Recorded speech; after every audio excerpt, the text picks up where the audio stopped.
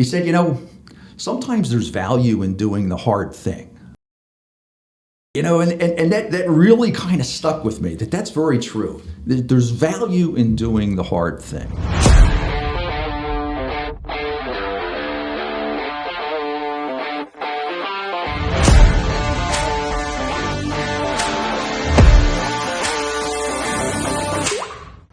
Welcome to Owl Speak, where we discuss what's going on at the Temple College of Engineering. I'm your host, Casey Tinney, who will let you in behind the scenes with our Temple Engineering faculty, students, and alumni. Today, we're excited to welcome back to the podcast our first repeat guest, Professor of Instruction, Dr. Tom Edwards. How are you doing? I'm doing great. I'm living the dream. How are you doing, Casey? I'm doing all right. Good. Thanks. Like I said, you're our first repeat guest. That's awesome. Thanks for coming back. Happy to do it. So today, we're going to be discussing why engineering is a great degree for first-gen students. So Sure. I think I want to start with, what is a first-gen student, if someone doesn't know? Okay. To me, a first-gen student, and I guess I should preface this, that this is not a research area of mine. There are people that are researching. This is strictly based on my personal journey. So my brothers and I were the first in our family to earn college degrees. Okay. So to me, that's a first-generation college student. Okay. It's got unique challenges to it. Yeah. First, so typically the first person in your family to Correct. earn a college degree. Right. And then I guess let's jump right into it. Why is engineering a great degree if you're the first person in your family Sure. to go to college?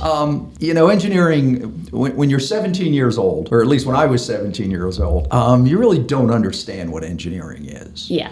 and I'm not, it'd be interesting to know what motivates people to study engineering. And I'm sure that research is out there. But for me, I was impressed with space flight. I was just really interested in space flight. And to be an astronaut, you had to have an engineering degree. So I went to engineering school. It was like that simple. It just didn't have that much more thought into it than that. Now, my parents were very supportive of this. My dad spent most of his adult life working in Philadelphia industry as an electrician. So he spent his whole life being told what to do by engineers. Okay. So he was just committed that I was going to be one of the people telling other folks what to do instead of getting told what to do. So he was very supportive of it, and my mom as well, even though they really didn't know what it was. So that's why I got involved in it. Now, why is it a great degree, in my opinion, for first-generation students? I think it's, well, if you look at my family, history, I was first generation, right? So my folks didn't get a chance to go to college. So my mom didn't go to college. There was no money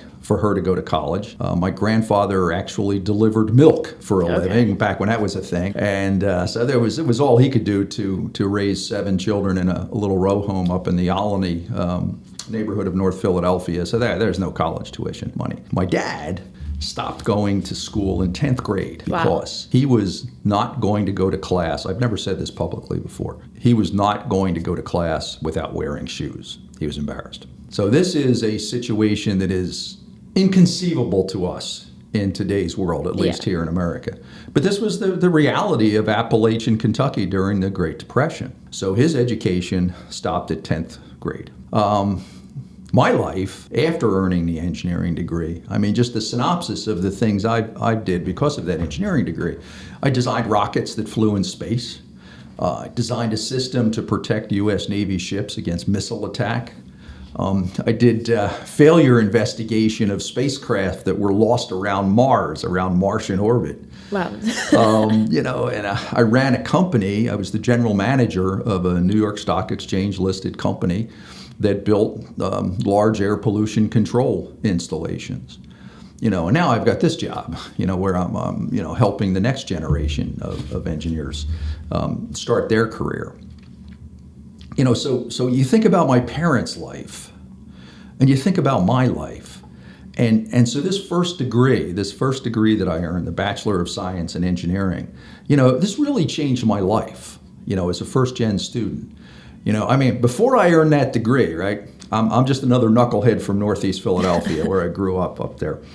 And then after I earned the degree, I'm earning a pretty good paycheck. I'm living at the foot of the Rocky Mountains. So I'm not in Northeast Philly anymore, right? I'm living in Denver, Colorado, underneath the Rocky Mountains, pulling down a pretty good paycheck to help design a spacecraft that was going to fly up and rendezvous with the Skylab space station and prevent it from crashing into the Earth as its orbit decayed. Wow, that's a pretty low-key, no-pressure first job for someone out of college. This is very true. Well, when you're in that situation, especially in that industry, the aerospace industry, yeah, there is a lot of pressure. Yeah. But they don't let it. I mean, when you're the new guy, they're not letting you make those kind of, you're not going to crash the spacecraft, I'm sure. So they wait until you're a little bit more seasoned. But still, it was an amazing thing to be contributing to, and it was because of this engineering degree, this change in my life, this difference between, my parents' life and my life, my parents' generation and my generation. And so what's the difference there? Okay, so I earned this degree, right? So obviously it's not the piece of paper, that the degree represents. Obviously that doesn't make the difference. So the journey, and this is the important thing about an engineering degree to me, the journey from being a 17-year-old completely unknowledgeable individual, I got to be kind to myself, to the bachelor's degree of engineering where I'm getting, the opportunity to work with these kind of challenges. This journey is about understanding scientific principles and how to apply them to solve problems that people care about, to make services and products and solve problems that make life better for people. Not having a space station crash into the Earth is, that kind of fits that definition of making sure that people care about, right? That's a good thing. So that's what it is. It's this journey of understanding science and understanding how to apply it, and this journey can be really challenging, right? It was very, very challenging for me. And if you hit a wall, and this would be what I would say to current students or potential students, if you hit a wall in pursuing this challenge, just don't give up. And the wall can be a lot of things. I mean, the common one that people talk about is mathematics, and that's not unusual, but it doesn't necessarily have to be math, right? It could be, public speaking. It could be working in a team. There could be any number of things that's your barrier, your wall. And I would just say, do whatever it takes to get over that. Now, one of the challenges to a first-gen student, right, is that there's nobody that can explain to you what college is, let alone what engineering college is, let alone what calculus is. Yeah. There's nobody knows, and they're supportive and they try, but they just don't know. And that was my wall, calculus. So that was the wall I hit. In fact, my dad used to joke around. He used to tell all the neighbors on our block that they'd ask, so how's Tommy doing in college? And my dad would say, he's doing great. He's an expert in freshman calculus. He's taken it 3 times. Oh, no. And I did. I took it 3 times before I passed it.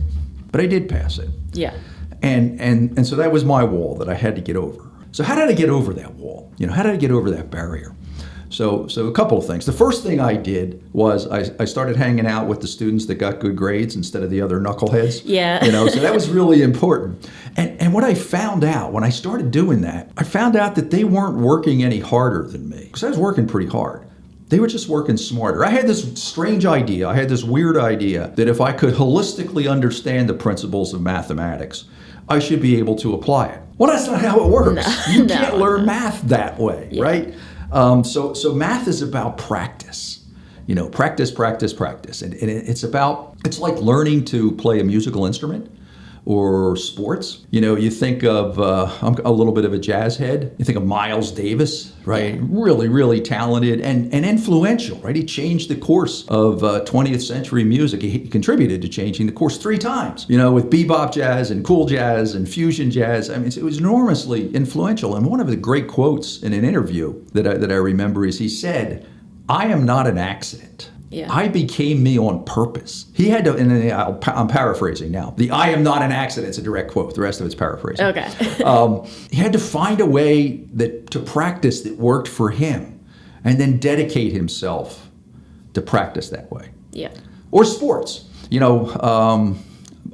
my humble opinion, an under-recognized basketball player is Tom Gola from North Philadelphia. Okay. Who I think still is the only player to have led his teams to an NIT championship, an NCAA championship, and an NBA championship. Okay, that's a pretty good resume. So he's pretty good. And then he also became controller of the city of Philadelphia, went into politics. Wow. Yeah, he's a pretty impressive guy. And he was a neighborhood guy. Not my neighborhood, my parents' neighborhood up in Olney. I'm not that old. And when you watched, this is what I've heard because I was too young to watch him in the pros, when he went to the pros, he had a very shallow foul shot. When he stepped up to the foul line, it wasn't an arching trajectory. It was more direct. It was a flatter trajectory. Mm-hmm. And that's because every time my dad was in a pickup game in the basement gym at Our Lady of Incarnation up on 5th Street in Olney, Inky is what the old school Philadelphians call the place, Tom Gola was in there practicing. Okay. Relentlessly practicing this foul shot in a basement gym. So you got a low ceiling. Yeah, no room for an arc. There's no room for an arc. So he had to. And he just practiced it until it became such a part of what he was doing that foul shot stayed with him well into the pros through his pro career. So I mean, that's this concept of practice. So that's the first step, right, in learning math. Is you got to, for my journey, had to understand that this holistic stuff doesn't work. It's about practice. Yeah. So I did that, and it became, math became like a puzzle, right? Solving a puzzle. And I've got certain tools that I can use to solve the puzzle, and I can solve the puzzle. Great, so I can do the math. But that's really only half of it. The other part of it is I had to connect the math, the puzzle solving, to the physical world that it was representing. And I can still remember the moment when that happened, which is kind of weird, right? I was in a laboratory, fluid mechanics or heat transfer lab. By this time I was a very diligent student, so I'm taking this lab, and I forget what the lab was, something about two temperatures coming into equilibrium, and we're taking data points. And you can tell this is really old school, right? Because I'm taking data points with a pencil and graph paper. So I'm taking the points, and these lines are becoming exponentially closer and closer. And there's a buddy of mine who was getting impatient with me because it was Friday afternoon. He wanted to go get a beer. Yeah. And he said, all right, Tom, you don't have to take any more data points.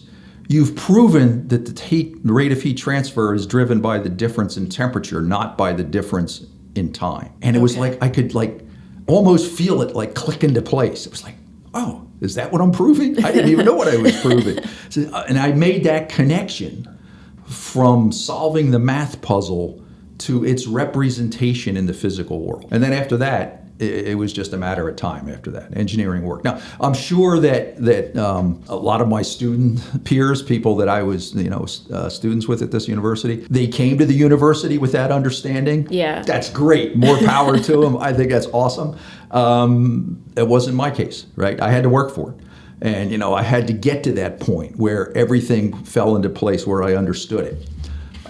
So that was kind of my journey through math, through engineering school, and then then I finished. Actually, I'm ad-libbing here now. I had an opportunity to go to a Philadelphia Chamber of Commerce event with the president of the university that I attended for this engineering school. Okay. Yeah, and I told him that I had been on both dean's lists when I was a student there. And he didn't know what I was talking about. I said, yeah, I was first on double secret probation to get my cum up, or I was going to get thrown out.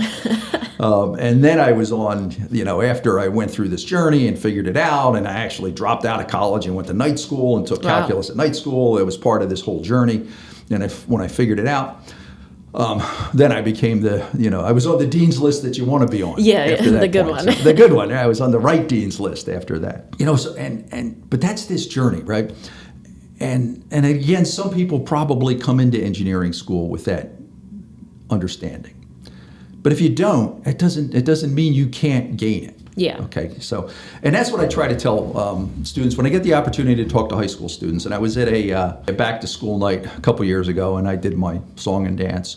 And one of the students, I don't know, he's a junior, senior in high school, came up to me. He said, I'm really interested in engineering, but I'm not good at math. And I told him, you don't have to be good at math to study engineering. Now, First time I've heard that one, I think. Yes. In this building, if I said that out loud in this building, I'm sure I would get a negative reaction. Yeah, I would get incredulous looks. So what are you talking about? But then I followed it up with this high school student.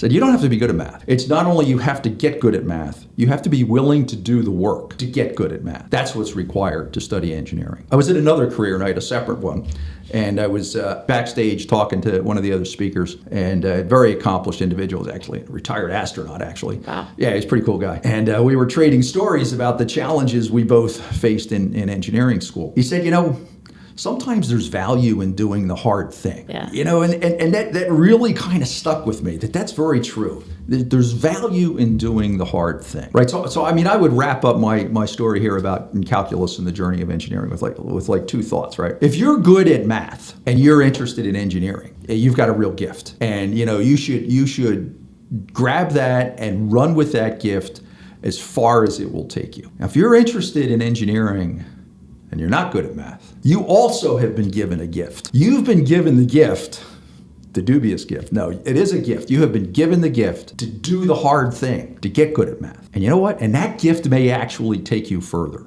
So I would, anybody that's contemplating engineering school or is already here and is hitting some bumps. My journey as a first generation student, figuring it out the hard way and finally achieving this life that my parents, it was unreachable to them. And I'm not even talking about the pay scale.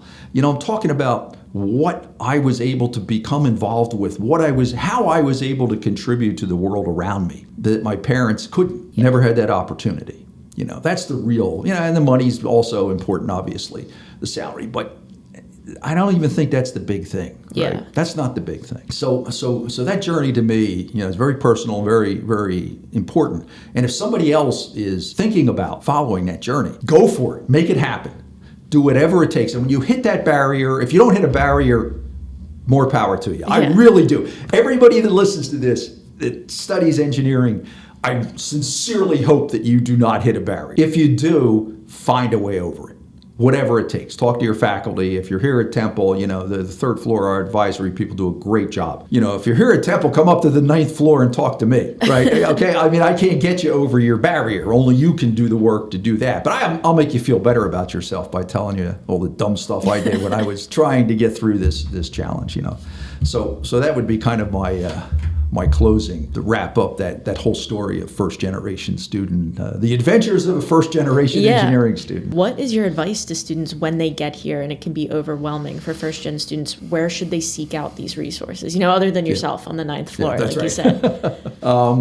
The advisors on the 3rd floor in the College of Engineering do a great job. Most of the faculty really care. And so talk to your faculty. Yeah, because that is an issue. There's nobody telling you where to go, and there's too many opportunities to goof off. And part of that, I think part of that, at least in my journey, was figuring out who to hang out with. That was really important. When I started hanging out with the students that got good grades, then part of hanging out was, did you finish problem number 12 from thermodynamics last night? No, I didn't. How did you get close? And that becomes kind of the social glue. So, and I guess it's also really hard with first year students because they're not necessarily immersed in the engineering college culture. Yeah, because I got a lot of other non-engineering courses to take. So find a way to get involved with the College of Engineering and the student organizations or some way or another. Get yourself connected to the college, to the students that are here in the college, because they're trotting the same path you are and facing the same challenges you are. And it just becomes that much easier when the topic of social discussion is problem 6 from thermo homework last night. Then it just makes it easier to stay focused on the work. And I think back to, you talked a little bit about how, maybe you didn't really understand what engineering was when you chose to study it. I feel like now there's so many options for students to study whatever they want in college. What's your suggestion for how they should go about figuring out if engineering is for them? It's a great question. Boy, it's a really great question. Keep the end in mind. What is it you want? After you graduate, what is it you want to do? And does engineering, how do you get there? And does engineering get you there? To me, I think I've ran into 2 types of engineering students when I was a student. And again, there's no research backing this up. This is just my personal journey. There were students who were really good at the nuts and bolts, right? These were the kids who took apart mini bikes when they were in high school. And now it's computers now. I think they build their own computers and stuff. I mean, they really are excited about how things work. Yeah, that wasn't me. You know, I was more excited about what technology could do. I wanted to fly to the moon. You know, I mean, all of the stuff you have to do to get there. Yeah. Okay, I'm willing to do that because that's what it takes to get there. But I was excited about the outcome. You know, so whatever that is. You know, sustainable energy, you know, flying in space, you know, curing, you know, disease or something. You know, whatever it is that kind of sets your brain on fire, you know, think about that. And how do you get there? How do you use your time in college to prepare yourself to make a contribution to that effort, to get your oar in the water and pull on, to pull us closer to that. And if engineering's part of that, then do what it takes to get through the engineering degree. Very good advice. I guess my last question would be, you didn't really know what engineering was, and now that you're on the other side, you got to your endpoint. Right. Would you change anything in your college journey? Oh, wow. What a great story. Well, I would do it in 4 years instead of 7. Okay. That would be the first thing I would change. I would hang out with the good students earlier. Yeah, everything you did, you would do earlier. Yes, right. That's your advice. Right, absolutely. Okay. You know, would I do anything different besides, you know, not make the mistakes that I did? Yeah, probably not. That's good to hear. Yeah, probably not. You know, bioengineering was not a thing when I was at engineering college, and you know, biochemistry was the generalized course that I took that I was the most interested in. I might take if bioengineering had been available, I might have taken a closer look at that. But yeah, that's kind of a small thing. Rockets, bioengineering, you know, ended up with something pretty cool. That's either right. way. That's right. You know, I mean, it's hard to compete with rockets. You know, fire and smoke and noise. You know, so bioengineering's cool, but I think rockets are cooler. Yeah. I don't know. I don't think there's anything I would do differently, actually. Very good to hear. Yeah. Those were all the questions I had. Is there anything else, any last parting words of wisdom you have for students debating studying engineering? Not besides it's worth it, right? You know, there's a joke saying, you know, I'm not going to do this thing because the view's not worth the climb. Well, in engineering, the view is worth the climb. You know, whatever it takes to do it, you do it. You know, if it means, you know, working all weekend, working at night, you know, whatever it takes, you do it so that you go down this journey, so that you can connect the physical world, the scientific principles of the physical world, to solving problems that matter to people. That's a great career. That's a great way to spend your life. You know, and the starting point is the undergraduate degree in engineering. You got to get to the starting line. Do whatever it takes to get to the starting line, and then run the race. Well, I think that's a good thing to end on. Very encouraging. All right. Thank you, Tom, for joining us again. You're welcome. Thank you for having me back again. You know, you're putting up with me for a second time. That's hopefully awesome. we'll have you back for a third time soon. I'm up for it. Up for it. Yeah, last time you promised you were going to do a session where I could tell about all the mistakes that I made in my career. So, you know. We'll schedule that one. That'll be the third one. Very good. That'll be a long one. All right. Thanks, Tom. All right. Thank you, Casey.